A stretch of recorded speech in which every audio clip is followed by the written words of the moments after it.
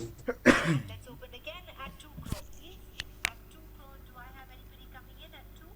At 2 crore for Kyle Jamieson. All through. No bids coming in for Kyle Jamieson. Last chance then. And we shall pass here. Pass. Move on to number 98. This is Adam Milne to New Zealand. আচ্ছা আচ্ছা, বেশ। And again, 2 crore to also. তাহলে শুনতে পাচ্ছ? Screen share হয়েছে কিনা সবাই একটু বলো। 2 crore. Do I have a bid? Thank you, Rajasthan. I do.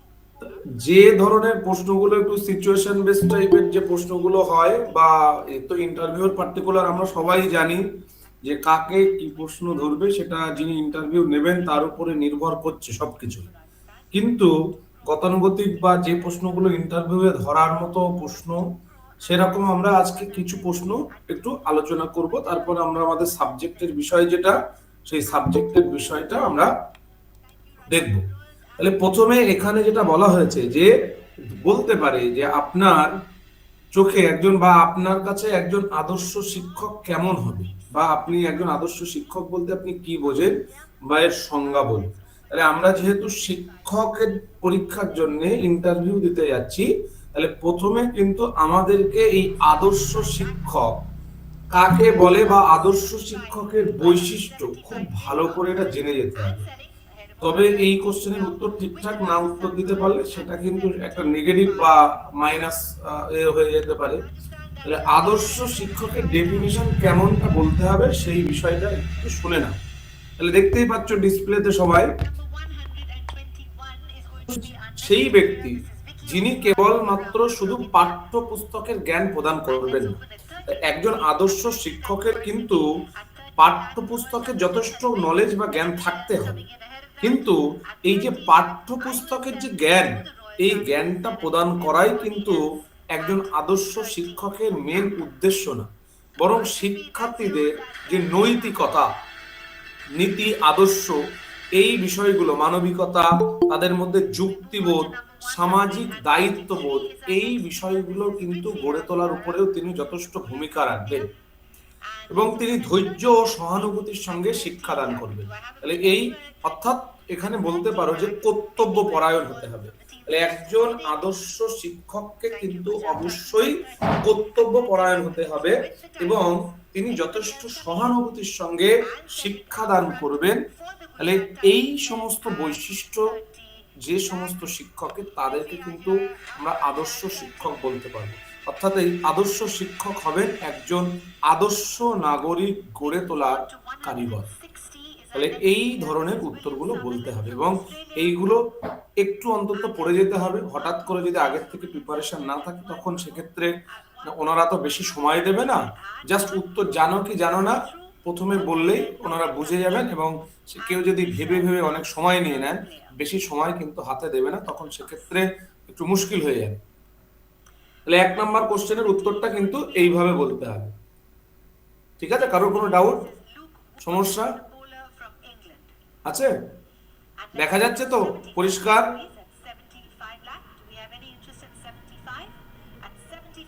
সবাই দেখতে পাচ্ছ তো? কেউ একজন একটু রিপ্লাই করো। হ্যাঁ স্যার, পাচ্ছি। ওকে, তাহলে এরপরে সেকেন্ড কোশ্চেন, যেটা সেকেন্ড কোশ্চেন হচ্ছে ছাত্র ছাত্রীদের স্কুলে ইউনিফর্ম পরতে কেন পড়তে বলা হয়। তাহলে কোনো স্টুডেন্টকে বা স্কুলে যখন স্টুডেন্টরা আসে, তাদেরকে আমরা সবসময় ইউনিফর্ম পরে আসার ব্যাপারে, বা ইউনিফর্ম না পরে আসলে জানি যে তাকে হয়তো অনেক সময় স্কুলের শিক্ষক মহাশয় কিছু পানিশমেন্ট বা দাঁড় করিয়ে দেওয়া, বা যাতে না করে, এগুলো কেন বলে থাকেন। তাহলে স্কুল ইউনিফর্ম শিক্ষার্থীদের মধ্যে যে বিষয়টা গড়ে তোলে, সেটা হচ্ছে ঐক্য এবং শৃঙ্খলা। বিভিন্ন সমাজের বিভিন্ন পরিবারের বিভিন্ন জায়গা থেকে যে ছাত্রছাত্রীরা আসে, তারা কিন্তু স্কুলে সবাই শিক্ষকের কাছে সমতুল্য হিসেবে থাকেন। তাহলে সবাই যদি একই রকম ইউনিফর্ম পরে থাকে, তাহলে তাদের যে সমস্ত বাচ্চাগুলো অনেক পিছিয়ে পড়া, তাদের মধ্যে হীনমন্যতা, আর্থিকভাবে হোক বা অন্যান্য দিক থেকে যারা পিছিয়ে পড়া, তাদের মধ্যে হয়তো দেখা যাচ্ছে তাদের পোশাক আশাক ভালো না হওয়ার কারণে, অপরদিকে যে সমস্ত মানুষের আর্থিক অবস্থা খুবই ভালো, সেই সমস্ত পরিবারের ছেলে মেয়েগুলো কিন্তু অনেক ভালো ভালো পোশাক যদি পরে আসে, তখন কি হতে পারে, ওই যে পরিবারটা আর্থিকভাবে পিছিয়ে বা বিভিন্ন দিক থেকে পিছিয়ে, সেই পরিবারের বাচ্চার মধ্যে কিন্তু একটা হীনমন্যতা দেখা যেতে পারে। তাহলে এই যে একটা বৈষম্য, এই বৈষম্যটা যাতে না থাকে, তাহলে সমস্ত শিক্ষার্থী যেন সমান বা একই রকম এনভায়রনমেন্ট, একই রকম সুযোগ সুবিধার মধ্যে থাকে এবং তাদের মধ্যে হীনমন্যতা বা এই যে বিভেদটা যাতে না তৈরি হয়, তার জন্য কিন্তু স্কুলে ইউনিফর্ম পরে আসতে বলা হয়। অ্যাপটিটিউড টেস্ট বিস্তারিতভাবে এটা আমাদেরকে এমনি জেনে রাখতে হবে, এটা তো আর বলবে না যে অ্যাপটিটিউড টেস্ট বলতে আপনি কি বোঝেন। তাহলে অ্যাপটিটিউড টেস্ট এমন একটা পরীক্ষা যার মাধ্যমে কোনো একটা ব্যক্তির মধ্যে যে সুপ্ত সম্ভাবনা বা তার মধ্যে যে কি কি গুণগুলো আছে, বিশেষ করে আমরা যখন টিচিং লাইনে যাচ্ছি, তাহলে এই বিষয়ের আমরা কতটা মানে জানি বা বুঝি, সেই সমস্ত যে সম্ভাবনাগুলো আছে, সেই সম্ভাবনাগুলো কিন্তু যাচাই করার যে পরীক্ষা, তাকেই বলা হয় অ্যাপটিটিউড টেস্ট। তাহলে অ্যাপটিটিউড টেস্ট এমন একটা পরীক্ষা যার মাধ্যমে একজন ব্যক্তির যুক্তিবোধ, সমস্যা সমাধানের যে ক্ষমতা, শেখার যে ক্ষমতা এবং পেশাগত উপযোগিতা যাচাই করা হয়। শিক্ষক নিয়োগে এটা একটা খুব গুরুত্বপূর্ণ জায়গা এবং এই অ্যাপটিটিউড টেস্ট আমাদের কিন্তু যথেষ্ট ভালো করে যেতে হবে, ভীষণ ইম্পর্টেন্ট একটা।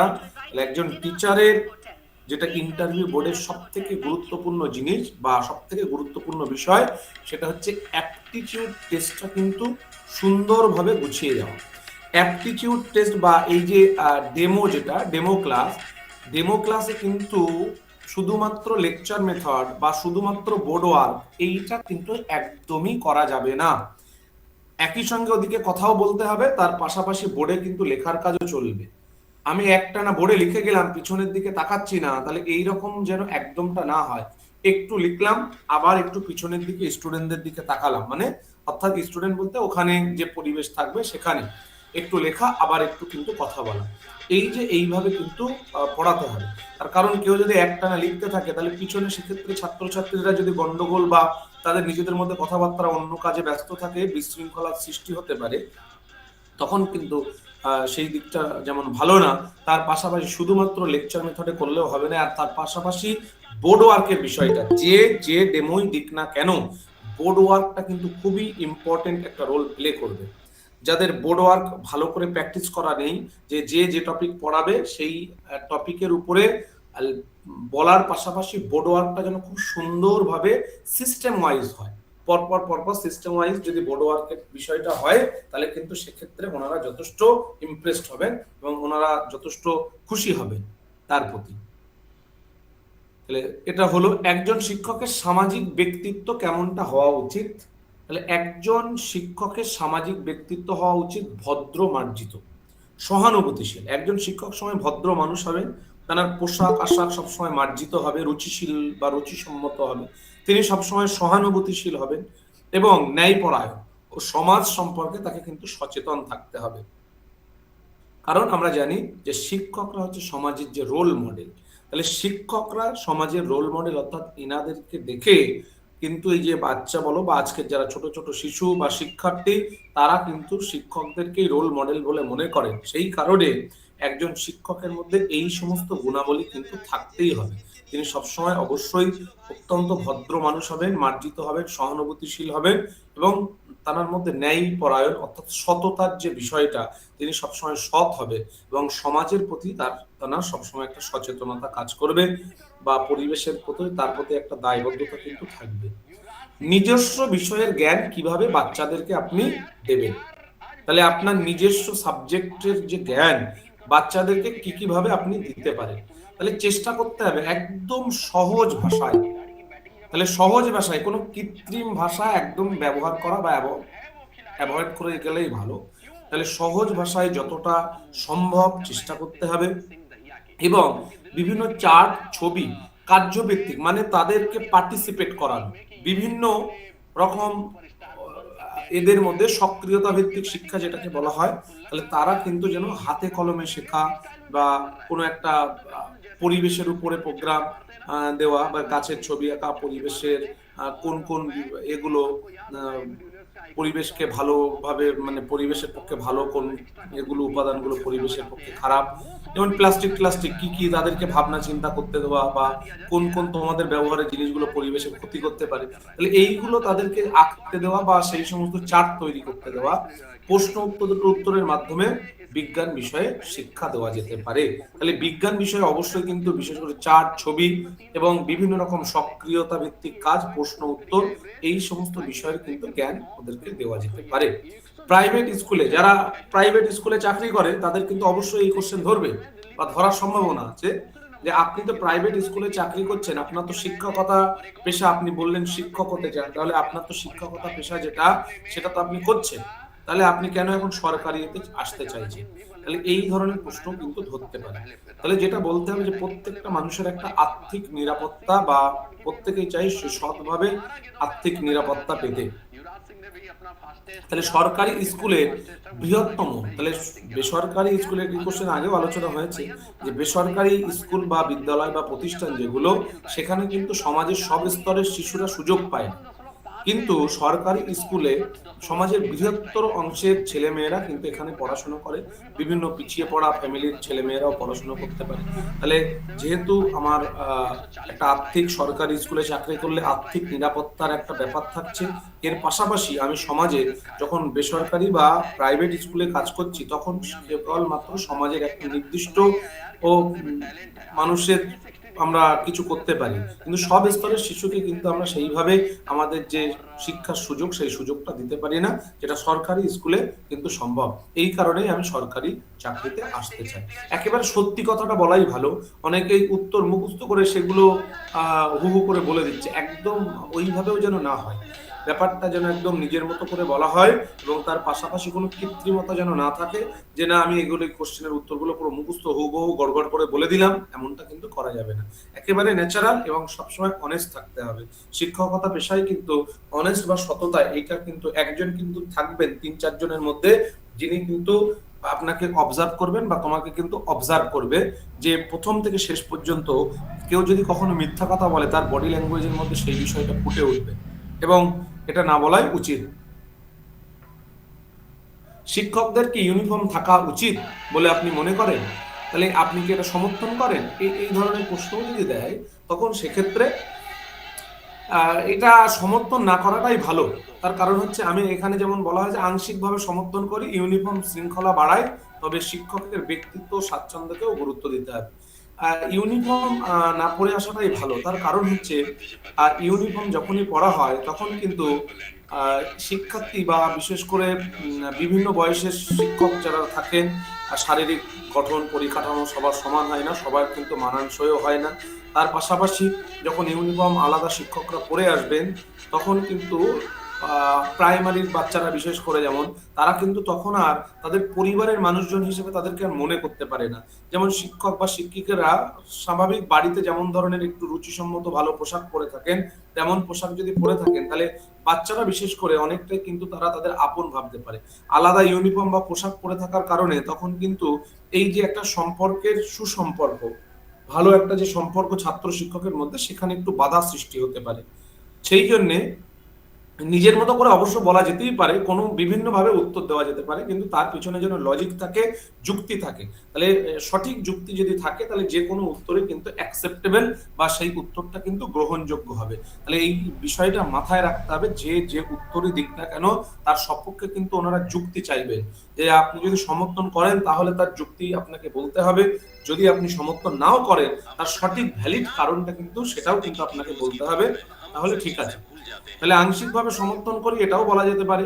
তার কারণ ইউনিফর্ম শৃঙ্খলা বাড়ায় এবং শিক্ষকদের ব্যক্তিত্ব স্বাচ্ছন্দ্যকে গুরুত্ব দেয়। তাহলে এটা যার যেমন ইচ্ছা সে তেমন বলতে পারে, অসুবিধা নেই কোনো রকম। সর্বশিক্ষা অভিযান ও সমগ্র শিক্ষা অভিযানের মধ্যে পার্থক্য কোথায়?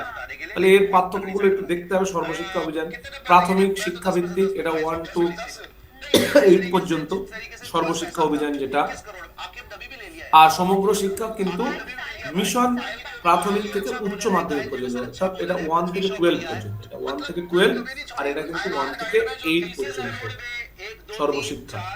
অর্থাৎ এই যে 6 থেকে 14 বছর বয়সী পর্যন্ত যে বাচ্চাদের শিক্ষা, বিনা বা বেতনে বা বিনা অর্থে কিন্তু, যেটা আমরা জানি RTA, right two education act, সেটাই। কোনো শিক্ষার্থী দুর্ব্যবহার করলে আপনি কি করবেন? কোনো একজন শিক্ষার্থী আপনার ক্লাসে বা আপনার সঙ্গে দুর্ব্যবহার করেছে, তাহলে এক্ষেত্রে আপনার করণীয় কি হবে? তাহলে শান্তভাবে তার সাথে কথা বলতে হবে এবং কারণটা জানার চেষ্টা করতে হবে, তাহলে কেন দুর্ব্যবহার করলো। তাহলে এখানে সবসময় ইন্টারভিউতে এমন উত্তর দিতে হবে যে তাদের কোনো রকম পানিশমেন্ট বা শাস্তির বিষয়টা যেন একদমই না আসে। তাহলে যে কোনো পানিশমেন্ট মানে তাকে হ্যারেজ করা, তাকে অ্যাভয়েড করে যাওয়া, তাকে গুরুত্ব কম দেওয়া, তাহলে এগুলো সব কর্পোরাল পানিশমেন্টের মধ্যে পড়ে যায় এবং এগুলো কিন্তু একটা অফেন্স বা অপরাধ হিসেবে গণ্য হয়। সেই জন্য এগুলো কিন্তু একদমই বলা যাবে না, কোন রকম পানিশমেন্ট বা কোন রকম শাস্তি, এই সমস্ত বিষয়গুলো আমি তাকে উপযুক্ত শাস্তি দেব বা তাকে পানিশমেন্টের করব, তাকে অ্যাভয়েড করব, তাকে গুরুত্ব দেব না, এই ধরনের কথা কিন্তু একেবারে বলা যাবে না। শাস্তির বিষয়ে কোনো কিছু তুলে ধরা যাবে না। তাহলে শান্তভাবে কথা বলবো এবং তার কারণটা জানার চেষ্টা করব। প্রয়োজনে কাউন্সিলিং এর মাধ্যমে বা তার অভিভাবকের সঙ্গে আলোচনা করে আমি এই বিষয়টিকে বিষয়টিকে আমি সমাধান করব। তাহলে এটাই কিন্তু উত্তর বলতে হবে।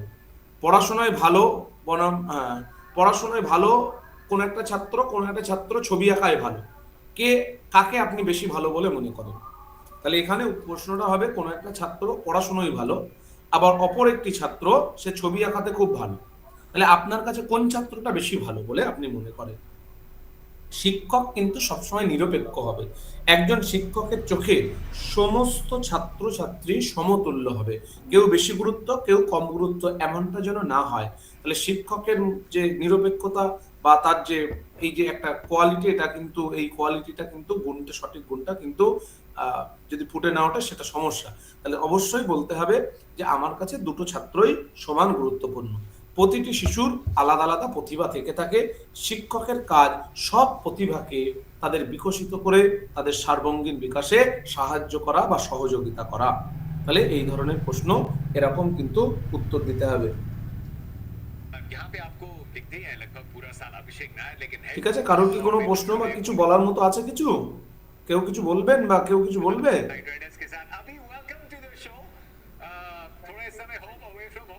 কোনো বিষয় বারবার না বুঝলে শিক্ষকের করণীয় কি? কোনো একটা ছাত্র কোনো একটি বিষয়কে বারবার আপনি বুঝিয়ে দিচ্ছেন, তারপরেও কিন্তু বিষয়টা সে বুঝতে পারছে না, সেক্ষেত্রে আপনি কি করবেন?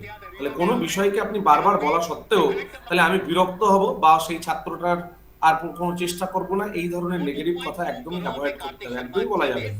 তাহলে আমি সেই বিষয়টিকে চিন্তা ভাবনা করে বা নতুন কোন পদ্ধতিতে বোঝালে তার সাইকোলজি বোঝার চেষ্টা করব বা সে কিভাবে তাকে বোঝালে বিষয়টা সে সহজে বুঝতে পারবে, সেইটা ভেবে আমি সহজ উদাহরণ বা বাস্তব উদাহরণের সাহায্যে যতটা সম্ভব বোঝানোর চেষ্টা করব এবং অত্যন্ত ধীরে ধীরে অতিরিক্ত সহায়তা বা সহানুভূতির সঙ্গে আমি তাকে শিক্ষাদান করব। তাহলে কোনো ছাত্র যদি কোনো একটা বিষয় বারবার না বুঝতে পারে তাহলে কোনো বিরক্ত হওয়া যাবে না, তাকে সহানুভূতির সাথে তাকে ধীরে ধীরে পড়াতে হবে বা অতিরিক্ত সহায়তা দিয়ে, বা যদি তারপরেও না বুঝতে পারে আমি আলাদা ক্লাসের সময়ে ক্লাস টাইমের পরে অন্য কোনো আমার ফাঁকা সময়ে বা অন্য কোনো আমার সময়ে দেখে আমি তার কিন্তু বিষয়টিকে বুঝিয়ে দেওয়ার চেষ্টা করব। তাহলে পাঠদান, পরের কোশ্চেন। স্যার এইটার কোশ্চেনটা একটু দেখাবেন স্যার, এইটার কোশ্চেনটা একটু মুছে। আচ্ছা আচ্ছা, হ্যাঁ, সর্বশিক্ষা অভিযান ও সমগ্র শিক্ষা মিশনের মধ্যে পার্থক্য দুটো একটা বলতে পারে। মানে সর্বশিক্ষা বলতে আমরা জানি যে 6 থেকে এই যে 14 বছর বয়সের যে শিশুদের জন্য যে শিক্ষা, এটাকে বলা হয় সর্বশিক্ষা, অর্থাৎ ওই যে right two education act RT। তাহলে এখানে কি বলা হয়েছে যে 6 থেকে 14 বছর বয়সী শিশুদের বিনা বেতনে বা বিনা পয়সায় বা টাকায় তাদের যে শিক্ষার ব্যাপারটা, এটাই হচ্ছে সর্বশিক্ষা অভিযান। আর সমগ্র শিক্ষা ব্যবস্থা বলতে মূলত 1 থেকে 12 পর্যন্ত যে এই যে একসঙ্গে 1 থেকে 12 পর্যন্ত গোটা এই যে ব্যাপারটা, এটাই হচ্ছে একত্রে যে শিক্ষা, এইটাকে বলা হয় সমগ্র শিক্ষা। ঠিক আছে, থ্যাংক ইউ স্যার। হ্যাঁ, ওকে। হ্যাঁ, তাহলে এটা বললাম যে কোনো শিক্ষার্থী দুর্ব্যবহার করলে আপনি কি করবেন। পড়াশোনায় ভালো, এটাও হয়ে গেল। কোনো বিষয়। আচ্ছা, পাঠদান কিভাবে অধিক যুক্তিযুক্ত হয়, আপনি কিভাবে পাঠদান করলে সেটা বেশি যুক্তিযুক্ত হবে? তাহলে সবসময় মাথায় রাখতে হবে বর্তমান শিক্ষা ব্যবস্থা কিন্তু শিশু কেন্দ্রিক শিক্ষা ব্যবস্থা। তাহলে আমাদের যা কিছু হবে সবকিছু শিশুকে কেন্দ্র করে, শিশুকে ঘিরে কিন্তু আমাদের যা কিছু সবকিছু কিন্তু শিশুকে কেন্দ্র করেই হবে, এটা অবশ্যই মাথায় রাখতে হবে। তাহলে শিশু কেন্দ্রিক যেহেতু, সেই জন্য শিক্ষক এখানে অনেকটা নিষ্ক্রিয় হিসেবে থাকেন, শিশুকে সহযোগিতা করাই শিক্ষকের কিন্তু কাজ। তাহলে শিশু কেন্দ্রিক বর্তমান শিক্ষা ব্যবস্থা যেহেতু শিশু কেন্দ্রিক, তাই কার্যভিত্তিক শিক্ষা অর্থাৎ শিক্ষার্থী যেন সক্রিয় অংশগ্রহণ করে। তাহলে শুধু একমুখী প্রসেস কিন্তু এখনকার দিনে আর হবে না, যে আমি শুধু লেকচার মেথডে পড়ালাম, বাচ্চা শুনলো, এই মেথডে কিন্তু একদমই ওনাদের সামনে কিন্তু বলা যাবে না। সবসময় শিশুকে কিন্তু পড়াশোনার মধ্যে ইনভলভ করে রাখতে হবে, অর্থাৎ তার সঙ্গে প্রশ্ন উত্তর মেথড হতে পারে, বা যে কোনো চার্টের মাধ্যমে তুমি চার্ট করো এই বিষয়টার উপর কি কি হতে পারে, কি কি পজিটিভ হতে পারে, কি কি নেগেটিভ হতে পারে। তাহলে এইভাবে যে সবসময় শিক্ষার্থীকে সক্রিয় অংশগ্রহণ শিক্ষার মধ্যে, এটাই কিন্তু আধুনিক শিক্ষার মূল কথা।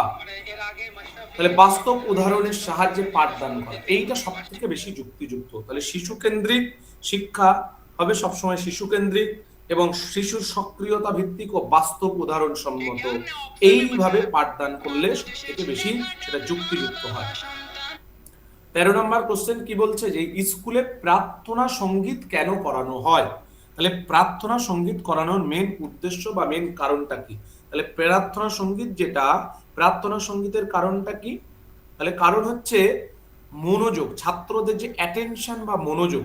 তাহলে সঙ্গীত বা আমরা জানি যেমন যোগা বা বিভিন্ন রকমের ব্যায়াম এক্সারসাইজ, এইগুলো করলে কিন্তু আমাদের অ্যাটেনশন বা মনোযোগটা বাড়ে, এবং এর পাশাপাশি শৃঙ্খলতা এবং নৈতিক যে মূল্যবোধ, এই মূল্যবোধগুলো কিন্তু বেড়ে যায়। তাহলে এই কারণে মূলত প্রার্থনা বা সঙ্গীত যেটা, সেই সঙ্গীত বা প্রার্থনা কিন্তু করা হয়। তাহলে প্রার্থনা সঙ্গীত করার মেন কারণ বা উদ্দেশ্য হচ্ছে ছাত্রছাত্রীদের মনোযোগ বাড়ানো, তাদের মধ্যে শৃঙ্খলতা এবং নৈতিক মূল্যবোধ জাগ্রত করা। বিদ্যালয়ে কোনো শিক্ষার্থী বমি করলে আপনি কি করবেন? বা তাহলে এই প্রশ্ন, যদি কোনো ছাত্রছাত্রী হঠাৎ অসুস্থ হয়ে পড়ে বা বমি করে, তাহলে সেক্ষেত্রে আপনার করণীয় কি হবে? তাহলে করণীয় হচ্ছে প্রাথমিক চিকিৎসা দেব, তাহলে জল দেব, প্রয়োজনীয় চিকিৎসা অভিভাবককে জানাতে হবে, এবং নিকটবর্তী যদি স্বাস্থ্যকেন্দ্র থাকে স্বাস্থ্যকেন্দ্রে তাকে নিয়ে যাওয়ার ব্যবস্থা করতে হবে, এবং অবশ্যই তার অভিভাবককে বিষয়টি জানানো হবে স্কুলের পক্ষ থেকে। প্রয়োজনের যারা রান্না বান্না করেন ওনাদেরও সহযোগিতা নেওয়া যেতে পারে। কোন ছাত্র ধূমপান করলে সেক্ষেত্রে আপনার করণীয় কি বা আপনি কি করবেন? তাহলে কোনো একটা ছাত্র ধূমপান করছে, আপনার সামনে কোনো একটা ছাত্র ধূমপান করলো, সেক্ষেত্রে আপনার করণীয় বিষয়। তাহলে এখানে সবসময় কাউন্সিলিং এর বিষয় এবং তার ক্ষতিকারক দিক বোঝানো, এই বিষয়গুলো কিন্তু তুলে ধরতে হবে।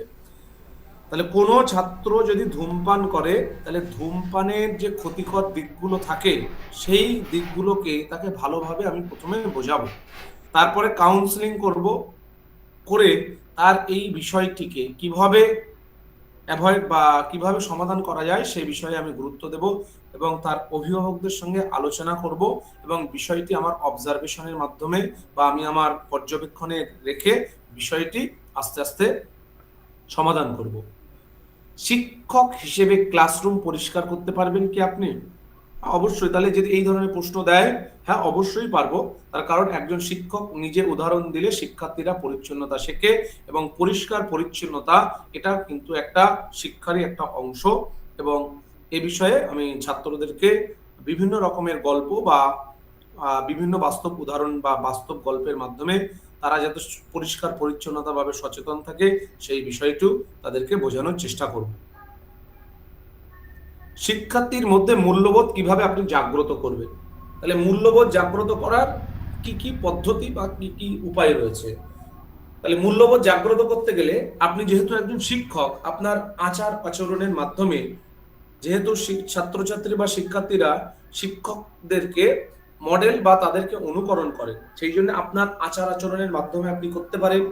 তারপরে গল্প, ভালো ভালো গল্প যেগুলো নীতিবোধ বা মূল্যবোধ জাগ্রত করে এমন গল্প, বাস্তব উদাহরণ, ও দলগত কাজের মাধ্যমে, তাহলে ওই দলগত কাজ মানে 5-7জনকে দল করে করে দিয়ে বিভিন্ন রকম ভাবে তাদের থেকে বিভিন্ন কাজগুলো করিয়ে নেওয়া, এইভাবে কিন্তু তাদের মূল্যবোধ জাগ্রত হয়। তারপরে পিছিয়ে পড়া শিক্ষার্থীদের কিভাবে এগিয়ে আনবে, তাহলে রিমেডিয়াল টিচিং এই বিষয়টাও কিন্তু মাথায় রাখতে হবে। এখান থেকে যে পিছিয়ে পড়া শিক্ষার্থী, তাহলে ক্লাসে সকল শিক্ষার্থী সমমানের হয় না, তাহলে কিছু শিক্ষার্থী থাকে যারা খুব স্লোভাবে বা খুব ধীর গতিতে কিন্তু শেখে, সেই সমস্ত শিক্ষার্থীরা বাকি শিক্ষার্থীদের সঙ্গে যখন শিক্ষায় অংশগ্রহণ করে তারা কিন্তু অনেকটা আস্তে আস্তে পিছিয়ে যেতে থাকে। তাহলে এই সমস্ত শিক্ষার্থীদেরকে আমি আলাদা করে তাদেরকে সময় দেব এবং সহজ পদ্ধতি অবলম্বন করব, সব থেকে সহজ যে পদ্ধতি, এবং নিয়মিত তাদেরকে উৎসাহ, তাদেরকে যথেষ্ট সহানুভূতিশীলের ব্যবহার তাদেরকে করব, যাতে তাদের আত্মবিশ্বাসটা বেড়ে যায়। তাহলে যে সমস্ত ছাত্রছাত্রী বা শিক্ষার্থীরা পিছিয়ে থাকে তাদের কিন্তু কনফিডেন্স বা আত্মবিশ্বাস একটু দুর্বল হয়ে পড়ে। যদি কোনো শিক্ষক তার পাশে থেকে তার সঙ্গে সহানুভূতিশীল আচরণ করে তাহলে তার কিন্তু আত্মবিশ্বাস বা কনফিডেন্সটা অনেকটাই বেড়ে যায়, তখন সেক্ষেত্রে তার কিন্তু বিষয়টা শেখা আরো ভালো হয়, তার পক্ষে সুবিধা হয়। তার কারণ কনফিডেন্স বা আত্মবিশ্বাস সবচেয়ে বড় জিনিস, যে কোনো কাজের ক্ষেত্রে কনফিডেন্স বা আত্মবিশ্বাসটা সব থেকে ইম্পর্টেন্ট জিনিস। তাহলে কোনো শিক্ষার্থী আত্মবিশ্বাস হারিয়ে ফেললে হতাশাগ্রস্ত হয়ে পড়তে পারে, তাই আমি অবশ্যই তার সঙ্গে যতটা সম্ভব সহানুভূতির সঙ্গে তার শিক্ষা দেওয়ার চেষ্টা করব এবং তাকে নিয়মিত উৎসাহ দেব, তার আত্মবিশ্বাস বাড়িয়ে তুলব, তাকে প্রয়োজনে আলাদা করে সময় দেব, সব থেকে সহজ যে পদ্ধতি, বাস্তব উদাহরণ যেগুলো, তার মাধ্যমে আমি কিন্তু তাকে শেখানোর চেষ্টা করব। ঠিক আছে, তাহলে এইগুলো হবে উত্তর।